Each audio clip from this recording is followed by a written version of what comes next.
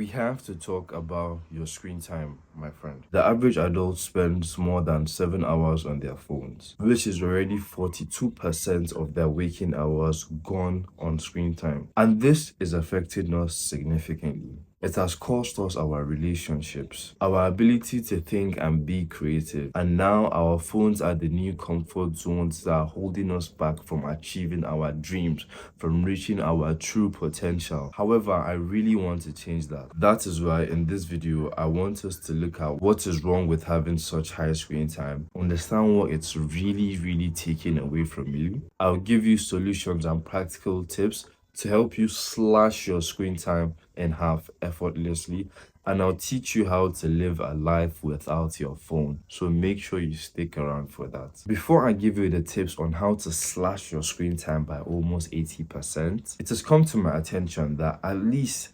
91.1% of the people who are watching these videos are not subscribed to the channel. So I ask you for one favor and one favor alone. I ask you to subscribe and share this video to a friend who might need this. And I promise you that I would keep hammering down and making the best quality content that I can make for you guys. Let me tell you how my life changed when I decided to cut my screen time in half. It all started when I came out of my appendix surgery and I was taken back home. I had been alone in a big house with only one thing to call my friend, and that was my phone. So every morning I would wake up to the sound of my alarm, and the first thing that I would reach out for was my phone, and I'll stay in bed scrolling for hours. I'm telling you, it was nasty. I would scroll through X for hours, binge watch Netflix content for hours. I wouldn't wish that lifestyle for my worst enemy. Because honestly, if you're someone that relates to this story, you know how it feels living life like this. It feels very unfulfilling. You start to become depressed. Your mental health falls to the ground, and you just can't seem to muster up any motivation to do any meaningful work at all. It sucks. Really, it does. And that is just one of the problems associated with high screen time. The second reason why having high screen time is bad for you is that it affects your relationships. There are significant studies that have shown that having high screen time is correlated to having lower quality relationships with your friends, family, and even your parents. So let me tell you how this is true. Back in uni, when I would have normal conversations with my friends, they had this very bad habit of always being in their phones when we were trying to have a normal conversation. So I would always call them out on this. But they just can't seem to get off their damn screens. The quality of our friendship became very weak. And over the years, our relationship became weaker. I genuinely believe that if you just put down your damn phone away when you're talking to your friend or someone that you care about, you allow yourself to show up for that person and stay in the present moment. Lastly, the reason why having such high screen time is bad for you is because it attacks your focus. Because you are constantly being bombarded with short form content, and this is taking a toll on your creativity and your attention span. Because you know that feeling that you forget every single thing you've been reading after a short while, you go back to read it. Well, it's because your attention span has been fried to the core, bro. So we've discussed the problems. Now let's look into the solutions. What are some things that you can start implementing today on your iPhone or on your day-to-day activities that can help you reduce your screen time? So let's start with the number one thing. You need to turn off your damn notifications, blood. The thing is, your attention is so important that they have to keep sending you notifications just to keep you back on your phone. Really.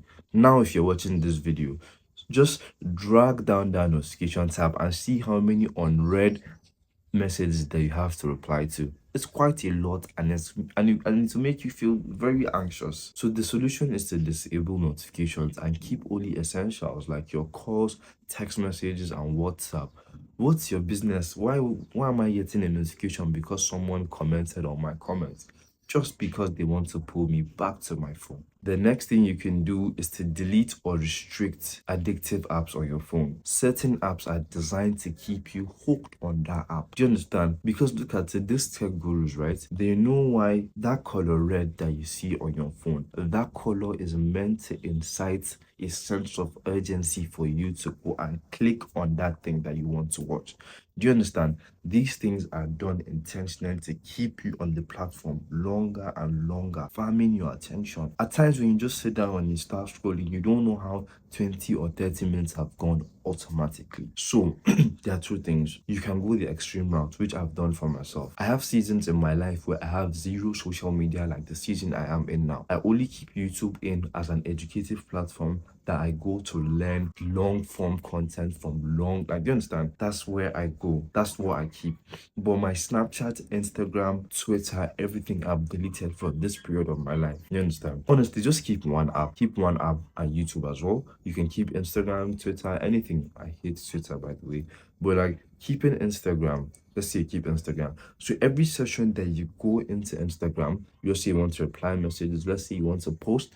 Once you are done, right? I want you to log out and go back to the real world and farm your creativity, bro. Log out after every session you log in. This will now help you to reduce the friction of now always going in, log in. Do you understand? That's a solution that worked for you. This is my favorite one, the do not disturb feature. Can you see this cool feature? Go and turn it on. Do not disturb. This is one of the most important features on iPhone to help you cut down your screen time. My phone is almost always on do not disturb because I get very anxious to receive calls and reply to texts because they keep coming in back to back. So honestly, to reduce this wave of phone calls that are coming to your phone, and I know some people might say, Kuks, these are important phone calls. What if it's an emergency? If it's an emergency, then there are people that you want them to contact you if there's an emergency. But there are some friends, for example, that you know that these guys are, I'm very sorry to say this, but I have to say it. But there are some friends that you know that these guys are just liabilities, and you know that if they are going to bring any form of emergency to you, is because of like they put themselves in that situation and you have to be the one to now take you out. I'd rather do that for a family member like my mother. So these are the people that I allow to access me when my phone is on do not disturb. Very few people. I advise you to keep these people to 3 to 5 people because it's just okay. It's peaceful, bro. It really is. If you want to contact your classmates, find chunks of time where you can sit down and then reply to them. I hope I'm making sense. I really, really want you to get value out of this video. Honestly, that's just what I want. If you like the video, it will go a long way as well. The fourth thing, the second to the last thing, is to stop reaching for your phone when you are bored.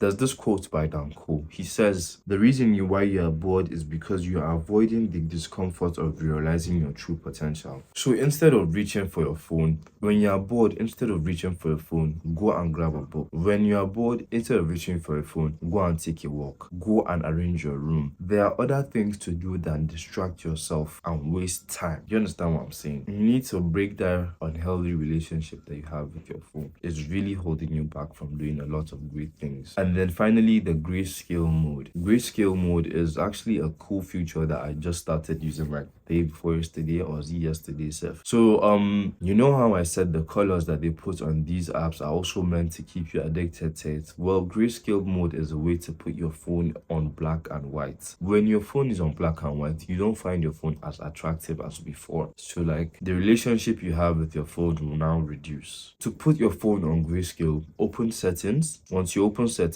click on accessibility, head over to display and text size, scroll down a bit and click on colors and filters, and then turn on grayscale. That's it. So if you're someone that is interested in going deeper into some of these topics, like building your small YouTube channel or helping someone break addictions, please and please, my newsletter is for you. You can check it out in the description down below. Thank you very much.